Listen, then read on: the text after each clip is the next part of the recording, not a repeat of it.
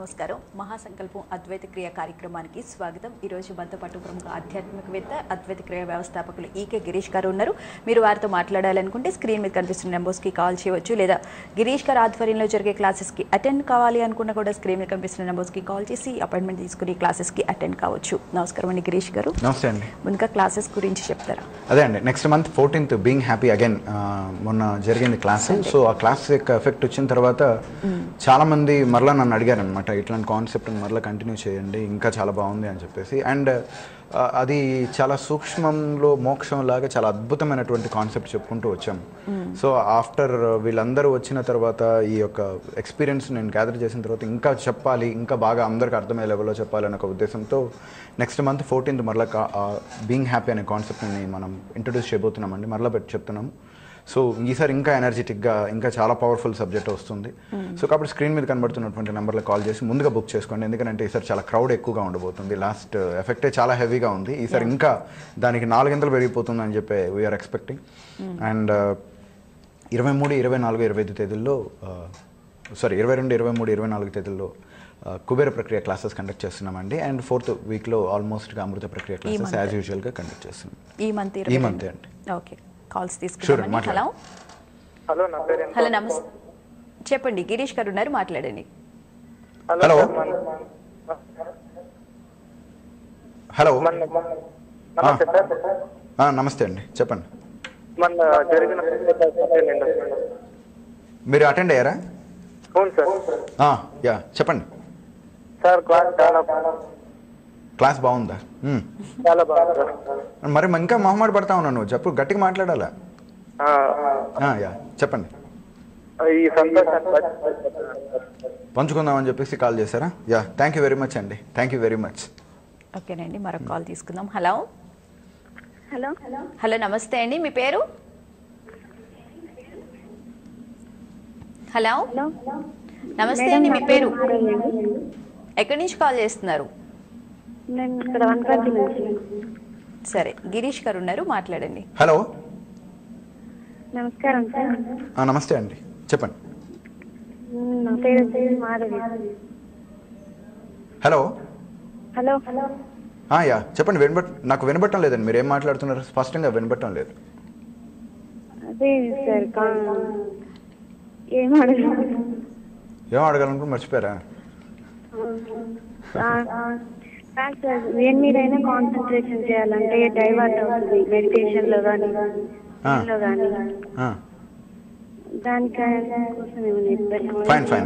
Fine చెప్పేస్తానండి, అది పెద్ద కష్టమైన థింగ్ ఏం కాదు.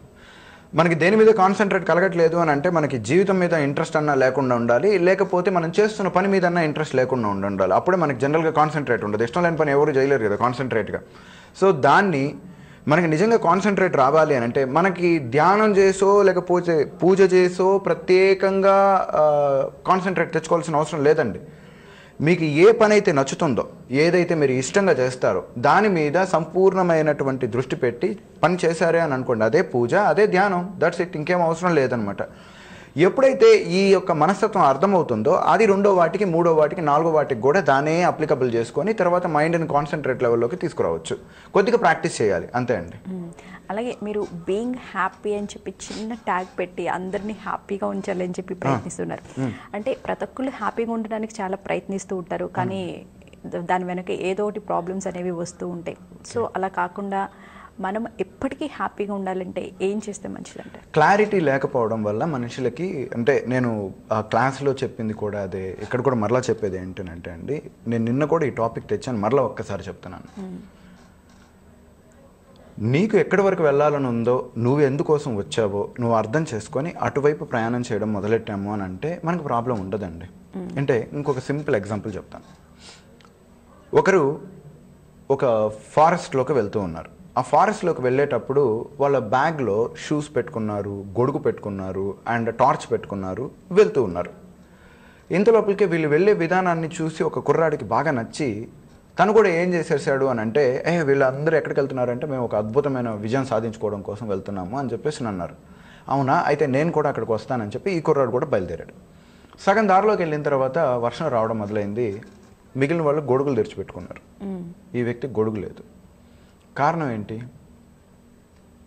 ఇతనికి నిజంగా అలా వెళ్ళాలని కనుక ముందే కనుక ఉండుంటే ఇవన్నీ ప్రిపేర్ చేసుకుని ఉంటాడు. ఈరోజు మనకి ఎందుకు ప్రాబ్లమేటిక్ వస్తున్నాయి అని అంటే లైఫ్లో నువ్వు ఎలా వెళ్ళాలి అన్నది నీకే క్లారిటీ లేదు. ఎవరో పక్కింటి వ్యక్తి ఎవరో ఒక అతను ఒక సాఫ్ట్వేర్ ఇంజనీర్ అయ్యారను, ఓ బిజినెస్ మ్యాన్ అయ్యారను, ఓ పొలిటీషియన్ అయ్యారని చెప్పు, అక్కడ వాళ్ళు బాగా డబ్బు సంపాదిస్తున్నారని చెప్పు, ఇలాగా వాళ్ళలాగా నేను అయిపోతే బాగుండు అంటే వాళ్ళు వెళ్ళారు కాబట్టి నేను కూడా అలా అవుతాను. పైగా మన దిక్కుమాలిన సమాజం అని ఎందుకంటాను అని అంటే ఈ సమాజం విచిత్రమైందనమాట. ఇక్కడ ఏం చెప్తుంది అని అంటే ఒక గొప్పవాడైతే మిగిలిన వాళ్ళు 10 మంది అదే రకమైన గొప్పవాడు అవ్వాలి.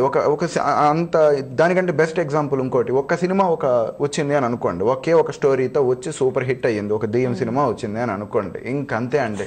ఇక 6-7 నెలల పాటు దెయ్యాల సినిమాలతోనే నిండిపోతుంది అనమాట, ఇంకేం ఉండదు, ఇంకా వేరే సబ్జెక్ట్ లేదా. అందరూ అదే రకమైనటువంటి ధోరణిలో వెళ్ళిపోవడం వల్ల ఏమైపోతుంది అని అంటే వ్యతిరేకత వస్తుంది, విజయం సాధించలేం. నేను ఇదే చెప్తానమాట, నువ్వు ఎవ్వరినీ ఫాలో కావద్దు.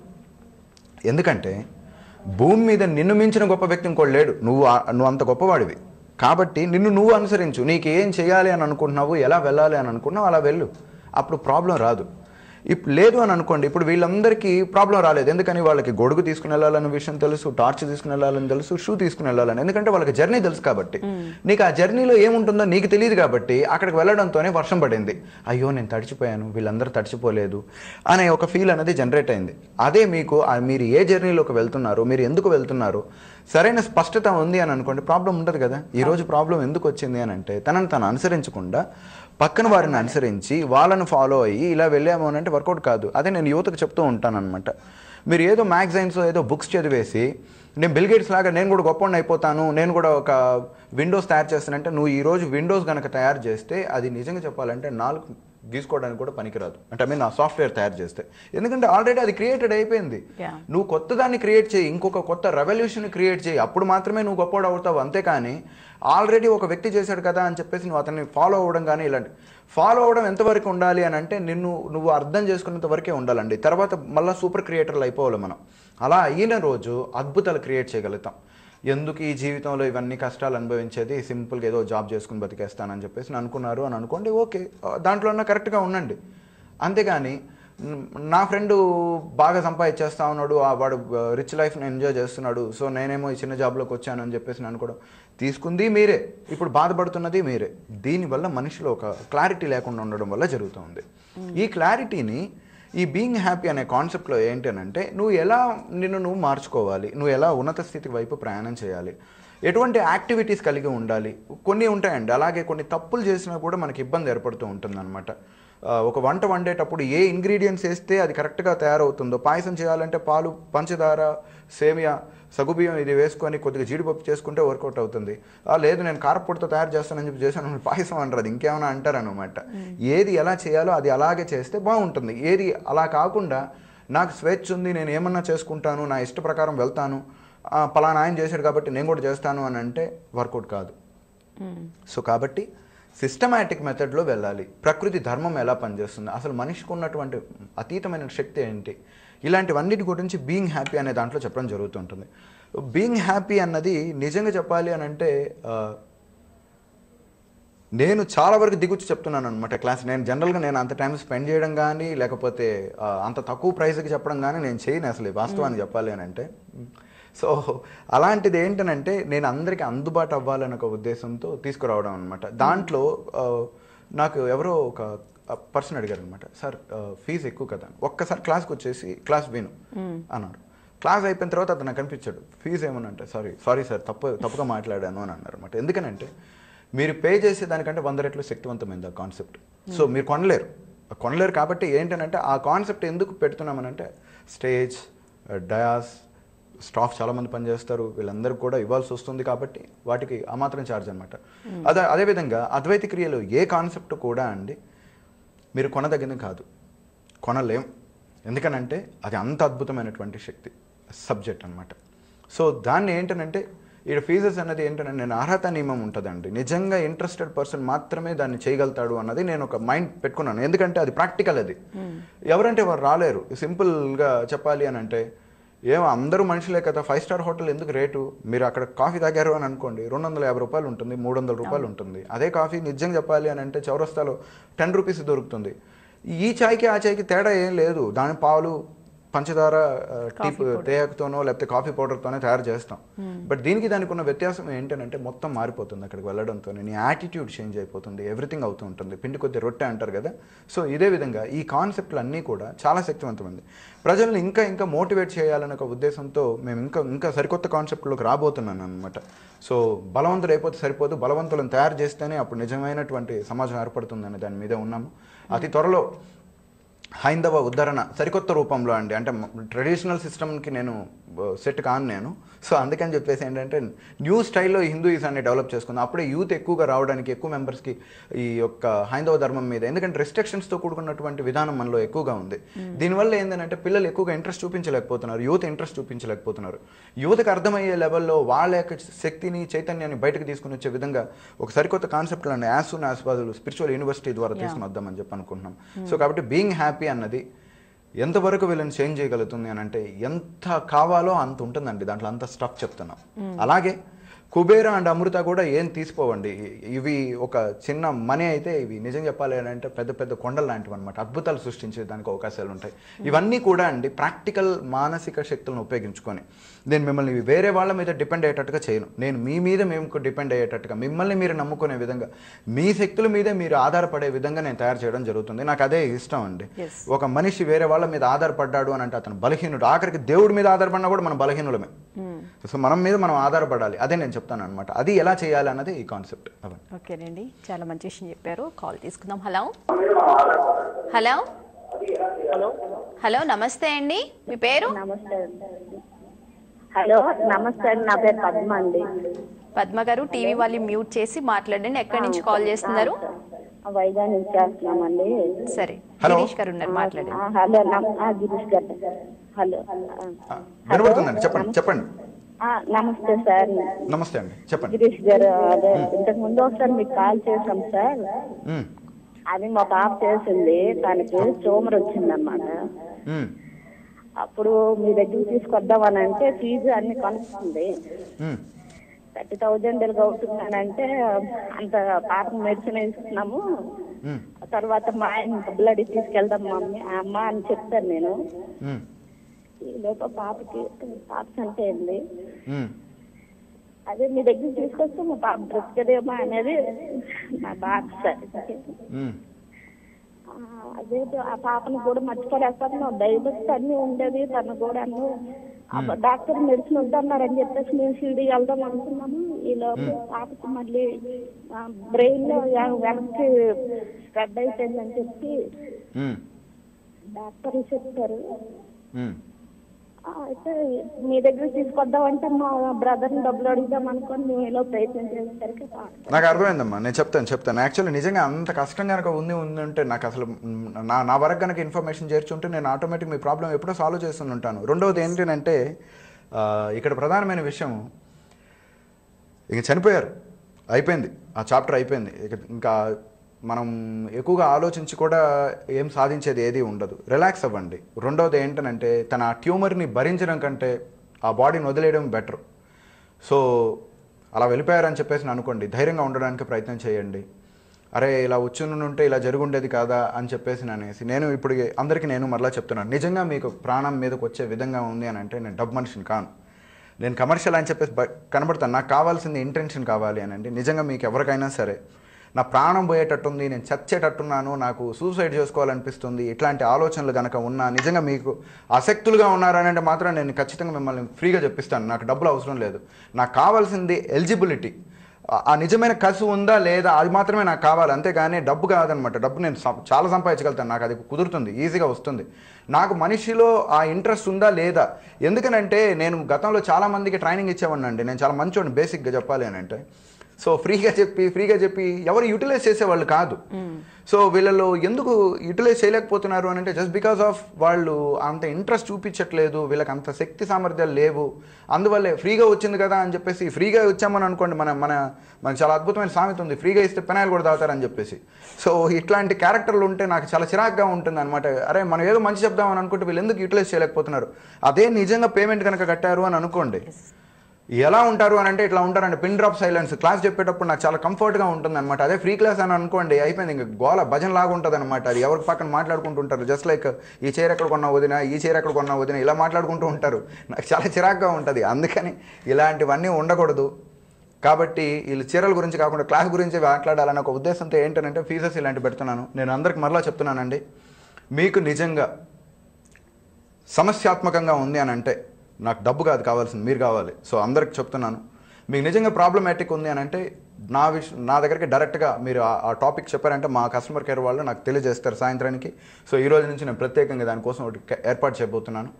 మీరు ముందు బాగుపడండి, తర్వాత సంగతి తర్వాత. మిగిలిన ఫీజుల గురించి నేను ఆలోచించదలుచుకోవట్లేదు, ముందు మీరు అందరూ బాగు అవ్వాలి. సో దీనికి నేను ఒక ప్రత్యేకంగా ఈ రోజు నుంచే నేను డిసిషన్ తీసుకున్నాను. నేను ఇంక ప్రత్యేకంగా అందరికీ అవకాశం అందిస్తాను. నేను సీరియస్గా మీకు ప్రాబ్లం ఉంది, ఆ ప్రాబ్లం నుంచి మీరు బయటపడాలి, మీకు ఇప్పుడు ఆర్థిక పరిస్థితి బాగాలేదు అది అన్నట్లయితే నేను ఖచ్చితంగా మీ అందరికి సపోర్ట్ చేయడానికి రెడీ. మీ హెల్త్ విషయంలో మీరు బాగుపడాలి అని అనుకుంటే ఏ విధంగా మీరు మానసికంగా బలవంతులు అవ్వాలనే దాన్ని నేను తెలియజేస్తాను. సో ఉపయోగించుకోండి, అంతేగాని బాధపడద్దు, ఏడవద్దండి. మీ జీవితాలు చాలా గొప్పవి, చాలా అద్భుతాలు క్రియేట్ చేయొచ్చు మనిషి అనుకుంటే. సో ఈ విధంగా ఉండండి. అదే చాలా మంచి నిర్ణయం తీసుకున్నారండి. ఇప్పటికిప్పుడే అందరికీ అందుబాటులో లేదండి, ఎందుకంటే నేను ఒకటే పాయింట్ అండి, నాకు కావాల్సింది ఇంట్రెస్ట్ అండి. ఇప్పుడు మనం కూడా చూసాము అని అనుకోండి, ఒక ఇంటెన్షన్ అనేది ఒకటి ఉంటుందండి. ఈ కాన్సెప్ట్లో యాక్చువల్ చెప్పాలి అని అంటే ఇట్స్ నాట్ పేమెంట్ ద్వారా కొనగలిగిన కాన్సెప్ట్ ఒక్కడు కూడా కాదండి. నేను అదే చెప్తున్నాను అనమాట. ఎవరు కొనలేరు ఇది.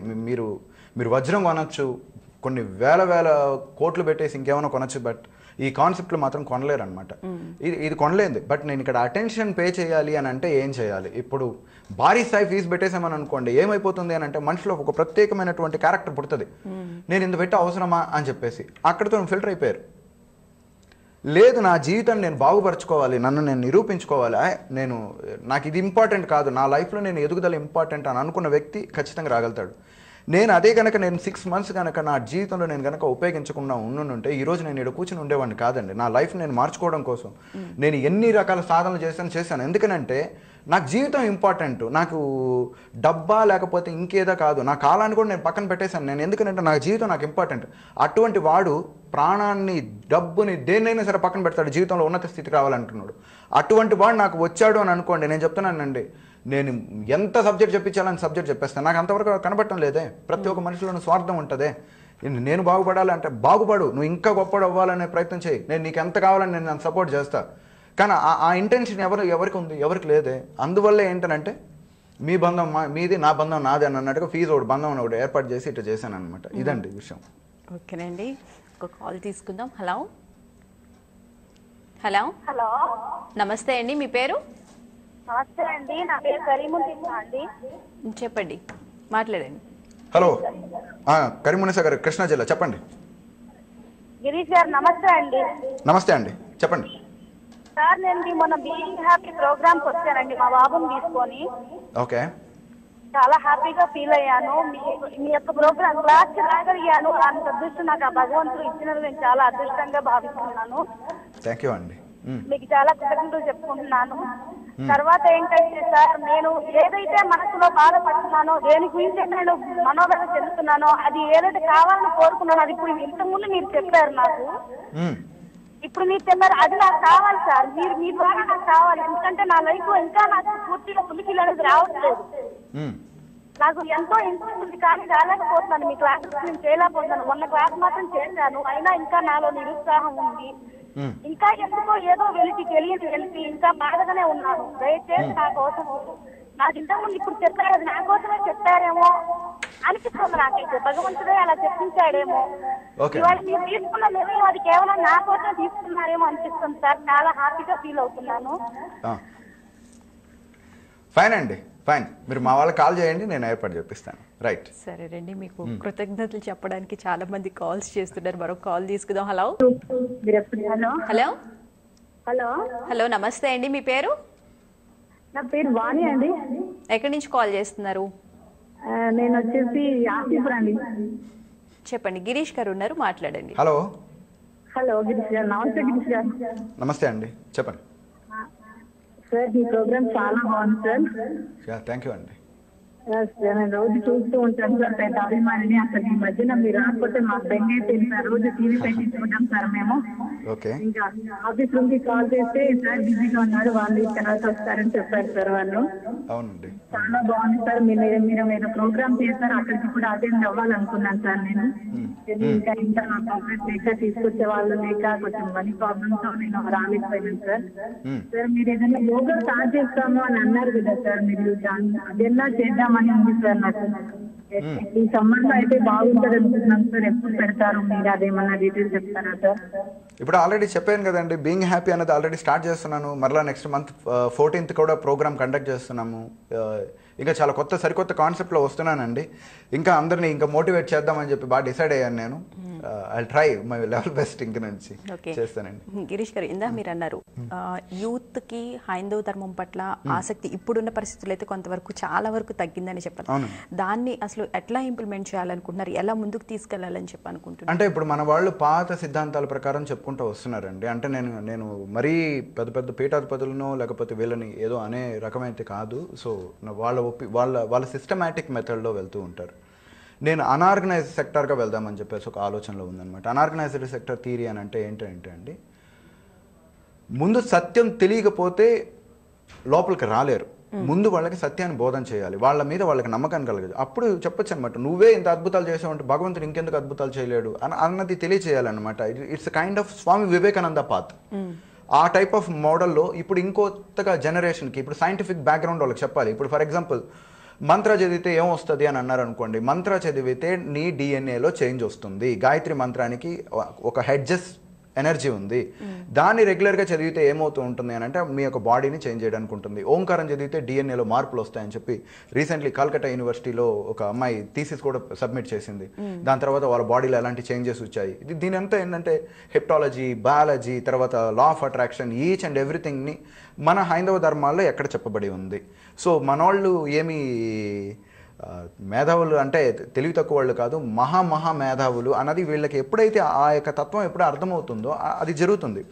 మీరు ఒకసారి పరిశీలించారు అని అనుకోండి, క్రిస్టియానిటీలో కానీ ఇస్లాంలో కానీ వాళ్ళు రోజుకు 5 సార్లు నమాజ్ అనే ఉద్దేశంతో మసీదుకి వెళ్తూ ఉన్నారు. ప్రతి సండే వచ్చేసి క్రిస్టియన్ వాళ్ళు ఒక పర్టికులర్ చాప్టర్ చదువుతారు. కీర్తన 3వ అధ్యాయం చూడండి, ఆయన ఇక్కడ ఈ విధంగా చెప్పాడు, అది ఇదని చెప్తూ ఉన్నాడు.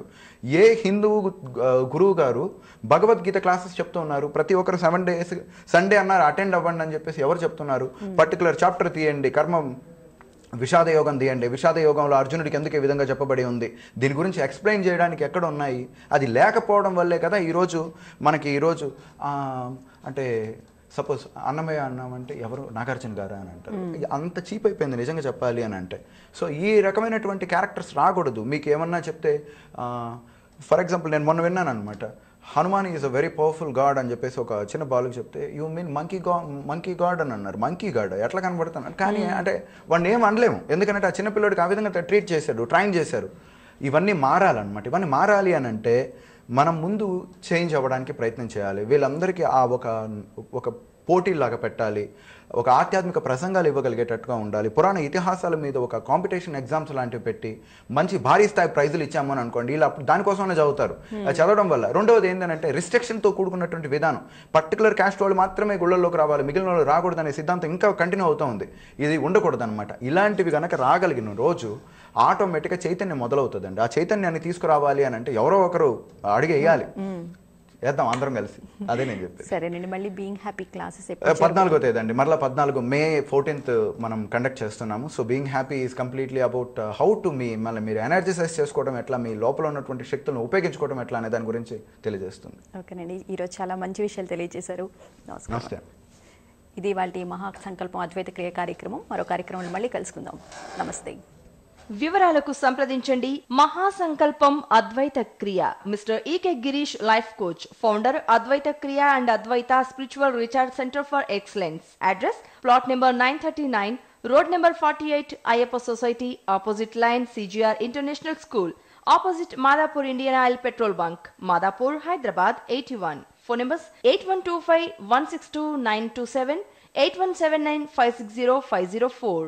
Anchor dress courtesy by Master Vivas, Dilshuk Nagar, Hyderabad.